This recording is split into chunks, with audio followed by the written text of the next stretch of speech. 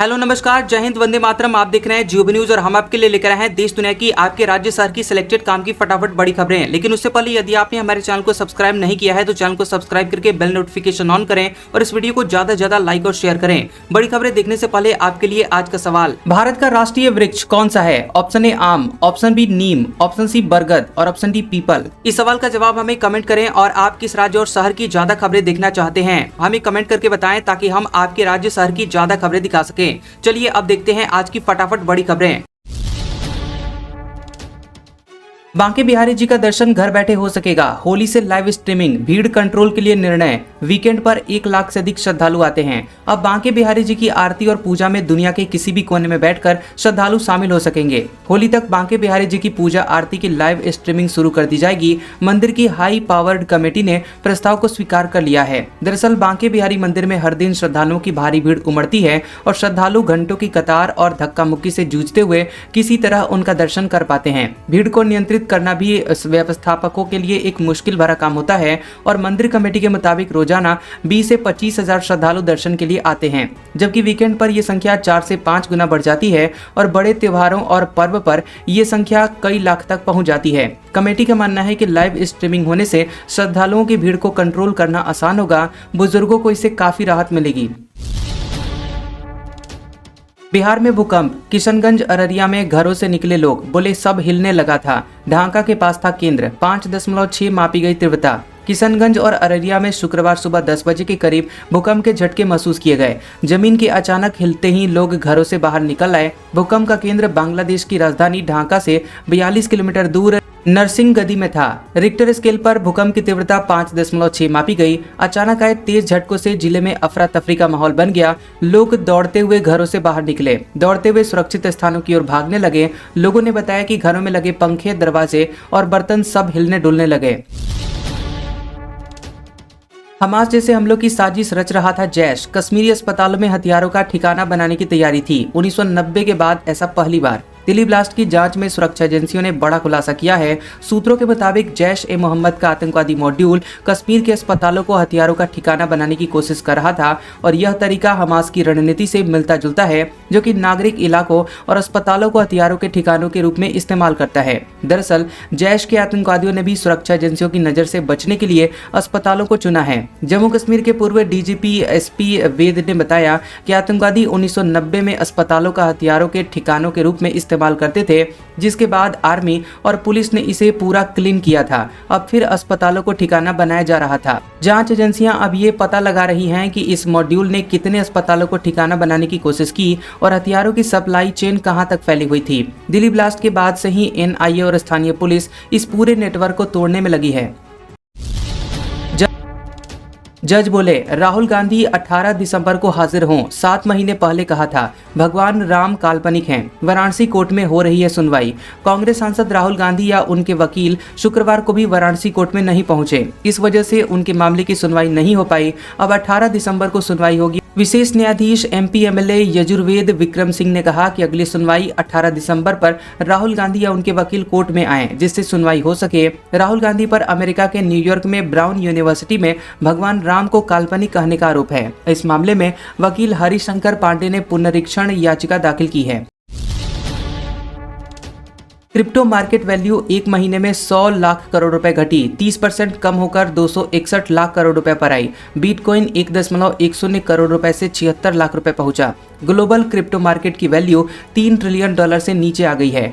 Coin market cap के मुताबिक अक्टूबर में ये 4.28 ट्रिलियन डॉलर थी, जो कि अब घटकर 2.95 ट्रिलियन डॉलर पर आ गई है। रुपए में वैल्यू करीब 379 लाख करोड़ रुपए से करीब 100 लाख करोड़ रुपए घटकर 261 लाख करोड़ रुपए हो गई है। यानी कि करीब 1 महीने में वैल्यू में 30% से ज्यादा की गिरावट देखने को मिली है। यूक्रेन जंग रोकने के लिए ट्रंप का 28 पॉइंट का प्रपोजल आया। जेलेंस्की को अपनी जमीन छोड़नी होगी, सेना भी घटानी होगी, बदले में मिलेगी सुरक्षा गारंटी।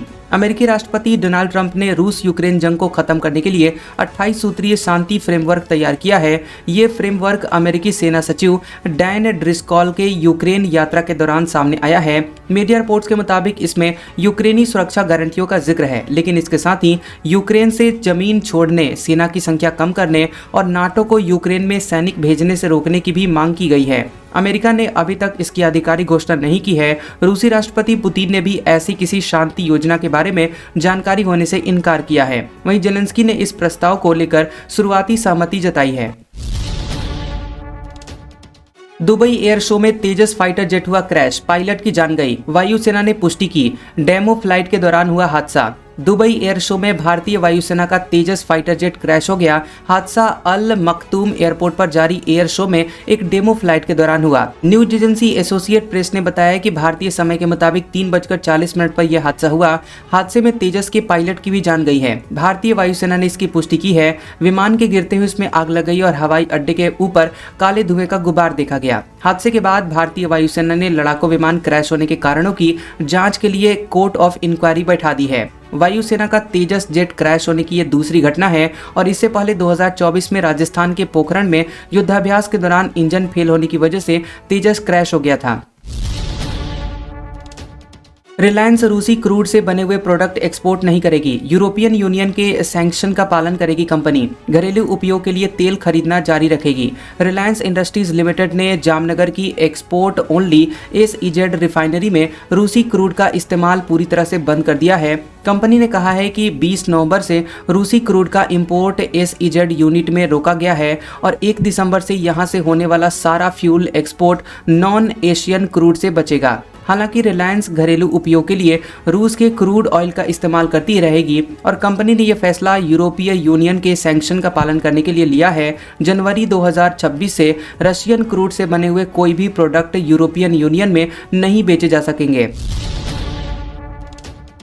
नक्सली हिडमा के एनकाउंटर पर दिग्विजय ने उठाए सवाल। हत्या के आरोप वाला वीडियो शेयर किया। भाजपा बोली, शहीद इंस्पेक्टर के लिए एक शब्द नहीं कहा। छत्तीसगढ़ के नामी नक्सली माडवी हिडमा के एनकाउंटर के बाद मध्य प्रदेश की राजनीति गर्मा गई है। दरअसल पूर्व सीएम दिग्विजय सिंह ने इस एनकाउंटर पर सवाल उठाए हैं और इससे वे विवाद के केंद्र में आ गए हैं। दिग्विजय ने आदिवासी एक्टिविस्ट सोनी सोढ़ी का एक वीडियो शेयर किया जिसमें सोनी एनकाउंटर को फर्जी बता रही हैं और इसमें कहा गया है कि एनकाउंटर नहीं बल्कि हत्या थी।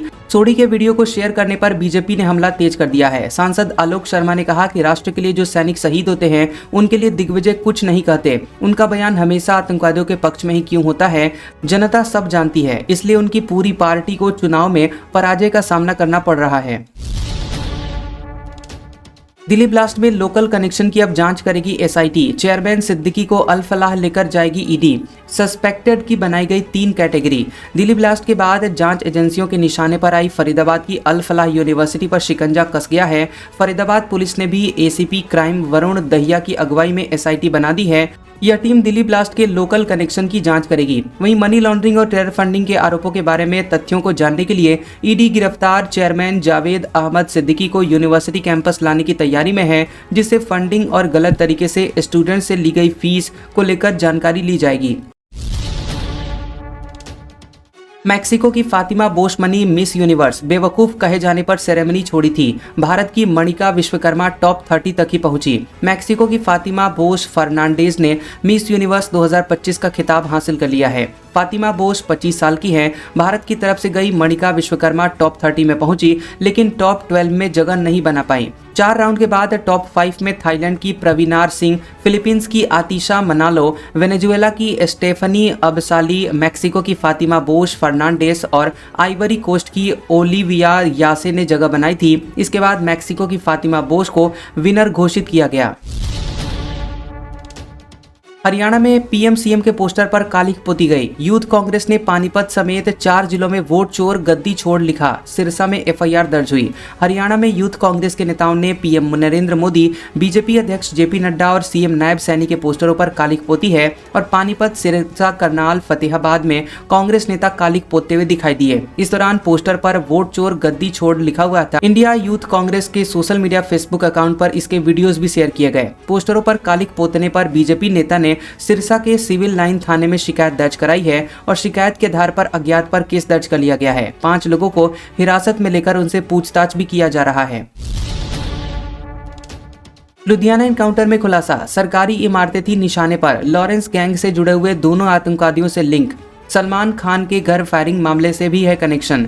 पंजाब के लुधियाना में 2 आतंकवादियों के एनकाउंटर पर पुलिस कमिश्नर स्वप्न शर्मा ने प्रेस कॉन्फ्रेंस में अहम खुलासा करते हुए कहा है कि दोनों का पाकिस्तान स्थित हैंडलर जसवीर उर्फ चौधरी से लिंक था। दोनों को राज्य में ग्रेनेड हमला करने के लिए भेजा गया था। कमिश्नर ने यह भी बताया कि पकड़े गए आतंकवादी लॉरेंस गैंग से जुड़े हुए मॉड्यूल का हिस्सा है और एक आतंकवादी का लिंक सलमान खान के घर फायरिंग करने वाले से भी है और उनकी योजना सरकारी इमारतों और अन्य संवेदनशील स्थानों पर ग्रेनेड फेंककर राज्य में तनाव फैलाने की थी। एनकाउंटर में घायल दोनों आतंकवादियों का इलाज अस्पताल में वार्ड में ताला लगाकर कराया जा रहा है। मस्जिद की जमीन पर खुदाई में निकली राम सीता की मूर्तियां। सागर में 200 साल पहले दी थी जमीन, लोगों ने की पूजा, निर्माण कार्य रोका। सागर के बंडा विकास खंड के ग्रामीण पापेट में मस्जिद की जमीन पर नींव की खुदाई के दौरान मूर्तियां मिली हैं। उक्त मूर्तियां भगवान राम माता सीता की होनी बताई जा रही है। मूर्तियां निकलने की सूचना मिलते ही हिंदू संगठन के लोग पापेट पहुंच गए, जहां उन्होंने पूजा अर्चना की। वहीं गांव में भीड़ देखकर सुरक्षा के लिहाज से पुलिस बल पहुंच गया। लोगों को समझाइश देकर शांत कराया गया। पुलिस और प्रशासन के अधिकारियों ने मामले में पुरातत्व विभाग को सूचना देकर मौके पर बुलाया है। मूर्ति की जांच करवाई जाएगी और जांच के बाद मूर्ति कब की है और किसकी है ये स्पष्ट हो सकेगा। SIR के खिलाफ याचिका। सुप्रीम कोर्ट ने इलेक्शन कमीशन से जवाब मांगा। केरल सरकार ने प्रक्रिया रोकने की मांग की। तमिलनाडु और बंगाल भी अर्जी लगा चुके हैं। सुप्रीम कोर्ट में SIR के खिलाफ दायर केरल सरकार की याचिका पर चुनाव आयोग यानी इलेक्शन कमीशन से जवाब मांगा गया है। केरल और अन्य की याचिकाओं में केरल में SIR कराने के चुनाव आयोग के फैसले को चुनौती दी गई है। जस्टिस सूर्यकांत की अध्यक्षता वाली बेंच ने मामले की सुनवाई 26 नवंबर तक की है। केरल में दिसंबर के दूसरे सप्ताह में स्थानीय निकाय चुनाव होने वाले हैं और इसलिए राज्य सरकार ने वोटर लिस्ट में स्पेशल इंसेंटिव रिवीजन SIR को स्थगित करने की मांग वाली याचिका दायर की थी। याचिका में केरल सरकार ने कहा था कि कर्मचारियों की कमी के कारण चुनाव के साथ SIR करवाने से दिक्कतें बढ़ रही हैं। जब संवैधानिक चुनाव चल रहे हों तो बेकार में जल्दीबाजी करके सत्यापन की गुणवत्ता को कम करना मताधिकार के लोकतांत्रिक अधिकार के खिलाफ है। नेहरू के कामों की ऑनलाइन लाइब्रेरी हुई लाइव। इस पर 35,000 डॉक्यूमेंट्स, 3,000 इलस्ट्रेशन। राहुल गांधी बोले, ये इतिहास नहीं बदलती सोच का रिकॉर्ड है। कांग्रेस नेता राहुल गांधी ने कहा कि भारत के पहले प्रधानमंत्री जवाहरलाल नेहरू की लिखी बातें सिर्फ इतिहास नहीं है बल्कि भारत की बदलती हुई सोच का रिकॉर्ड है। जो कोई भी देश की लोकतांत्रिक यात्रा को समझना चाहता है उसके लिए उनके शब्द एक शक्तिशाली दिशा सूचक हैं। राहुल गांधी की यह टिप्पणी जवाहरलाल नेहरू के चुने हुए कामों के डिजिटाइजेशन के पूरा होने पर आई है। जवाहरलाल नेहरू के चुने हुए काम अब 100 वॉल्यूम के पूरे सेट के साथ ये nehruarchive.in पर ऑनलाइन कर दिए गए हैं। इसमें देश के पहले प्रधानमंत्री से जुड़े हुए लगभग 35,000 डॉक्यूमेंट्स और लगभग 3,000 इलस्ट्रेशन हैं जिन्हें डिजिटाइज किया गया है और इन्हें फ्री में डाउनलोड किया जा सकता है। DK शिव कुमार बोले, गुटबाजी मेरे खून में नहीं, हाईकमान की हर बात मानता हूं। विधायकों के दिल्ली जाने पर बोले, सभी को मंत्री पद की चाहत। कर्नाटक के deputy CM DK Shivakumar ने सीएम पद को लेकर चल रही अटकलों को खारिज कर दिया है। शिव कुमार ने एक्स पर पोस्ट किया कि सीएम सिद्धरमैया अपना 5 साल का कार्यकाल पूरा करेंगे। मैं उन्हें शुभकामनाएं देता हूं। सीएम और मैंने दोनों ने बार बार कहा है कि हम हाईकमान की बात मानते हैं। दरअसल यह चर्चा शिव कुमार के करीबी विधायकों के दिल्ली में हाईकमान से मुलाकात के बाद शुरू हुई थी। समर्थकों ने दावा किया कि शिव कुमार को अगला सीएम बनना चाहिए। हालांकि डिप्टी सीएम ने कहा है कि सभी विधायक हम सबके हैं और गुटबाजी मेरे खून में नहीं है। बेंगलुरु के ट्रैफिक में फंसे एस्ट्रोनॉट शुभांशु शुक्ला, कहा अंतरिक्ष में यात्रा करना शहर के खराब ट्रैफिक को पार करने से कहीं ज्यादा आसान है। एस्ट्रोनॉट शुभांशु शुक्ला ने बेंगलुरु के खराब ट्रैफिक पर मजाकिया लहजे में टिप्पणी की है। उन्होंने कहा कि अंतरिक्ष में यात्रा करना शहर के खराब ट्रैफिक को पार करने से कहीं ज्यादा आसान है। शुभांशु कर्नाटक सरकार के इलेक्ट्रॉनिक्स, IT और BT विभाग के फ्यूचराइज थीम पर बेंगलुरु टेक समिट में हिस्सा लेने के लिए पहुंचे थे। उन्होंने मराठा हल्ली से बेंगलुरु इंटरनेशनल एग्जीबिशन सेंटर तक लगभग 34 किलोमीटर तक सफर तय किया। इसे तय करने में आमतौर पर 1 घंटे से ज्यादा का वक्त लगता है। उन्हें कितना वक्त लगा ये पता नहीं चल पाया है। उन्होंने कहा कि मैं बेंगलुरु के दूसरे छोर पर स्थित मराठा हल्ली से यहाँ पहुंचा हूँ। मेरे इस प्रेजेंटेशन में जितना समय लगेगा उससे 3 गुना समय मैंने सिर्फ सड़क पर बिताया है। उम्मीद है कि आप मेरे कमिटमेंट को समझेंगे। पुलिस बोली, 2020 के दिल्ली दंगों में टेरर फंडिंग हुई थी। मीटिंग्स में दंगा भड़काने की योजना बनाई गई। पूर्वोत्तर राज्यों को भारत से अलग करने की साजिश थी। दिल्ली पुलिस ने सुप्रीम कोर्ट में कहा कि 2020 के दिल्ली दंगे अचानक नहीं हुए थे, बल्कि पहले से पूरी योजना बनाकर करवाए गए थे। पुलिस की ओर से पेश हुए अतिरिक्त solicitor general ASG SV Raju ने बताया कि दंगों के लिए टेरर फंडिंग की गई थी। पुलिस के मुताबिक ताहिर हुसैन, शिफा उर रहमान, मीरन हैदर, इशरत जहां और खालिद सैफी ने दंगे के लिए पैसे जुटाए और दंगों से पहले आरोपियों ने कई मीटिंग्स भी की थी। इसमें इंसाफ बढ़ाने और चक्का जाम की योजना बनाई गई थी और प्रोटेक्टेड गवाहों के बयान में ये भी सामने आया है कि कुछ लोग असम को भारत से अलग करने जैसी बातें कर रहे थे। SIR फॉर्म भरने वाले अलर्ट हो जाएं, BLO नहीं मांगते हैं OTP। चुनाव आयुक्त बोले पर्सनल जानकारी किसी को न बताएं, थाने में करें इसकी शिकायत। छत्तीसगढ़ में साइबर ठगी लगातार नई तरकीबों के साथ बढ़ती जा रही है। साइबर ठगों ने लोगों को ठगने के लिए विशेष गहन पुनरीक्षण यानी SIR फॉर्म भरने के नाम पर OTP मांगने का पैटर्न निकाला है। इस पैटर्न की जानकारी होते ही मुख्य निर्वाचन अधिकारी ने एडवाइजरी जारी की है। मुख्य निर्वाचन आयुक्त ने कहा है कि SIR फॉर्म भरने के दौरान BLO OTP नहीं मांगते हैं और न ही फोन के माध्यम से निर्वाचन आयोग का कोई भी कर्मचारी किसी भी मतदाता से OTP पूछता है। पर्सनल जानकारी मांगने पर किसी को न बताएं, ऐसा होने पर थाने में आप इसकी शिकायत कर सकते हैं। साइबर ठगों निर्वाचन कर्मी का बनकर फोन कर रहे हैं और यहाँ विशेष गहन पुनरीक्षण यानी SIR फॉर्म भरने की बात बोलकर लोगों को झांसे में लेते हैं। बातचीत करने के दौरान OTP मांगते हैं और OTP नहीं देने पर वोटर लिस्ट से नाम काटने की धमकी देते हैं। वोटर लिस्ट से नाम न काटा जाए इसलिए कॉलर उन्हें OTP बता देते हैं और उनके अकाउंट से पैसे कट जाते हैं। 24 राज्यों में निर्वाचन आयोग विशेष गहन पुनरीक्षण यानी SIR फॉर्म भरने की प्रक्रिया करवा रहा है और कई राज्यों में इस पैटर्न पर ठगी के केस सामने आए हैं। आज का सुविचार, अगर अपनों को हराने में आपको अपनी जीत लगती है तो समझ जाओ कि आप सच में बहुत गिरे हुए इंसान हो। कैसा लगा ये वीडियो हमें कमेंट सेक्शन में जरूर बताएं। वीडियो पसंद आया हो तो वीडियो को लाइक और शेयर करें और ऐसी इंटरेस्टिंग वीडियोस देखने के लिए हमारे चैनल GOB न्यूज को सब्सक्राइब करें और बेल आइकॉन को दबाएं। और हमारे ओल्ड और लेटेस्ट वीडियोस देखने के लिए हमारे प्लेलिस्ट और कम्युनिटी टैब को जरूर चेक करें। तो मिलते हैं अगले वीडियो में, तब तक के लिए आपका शुक्रिया।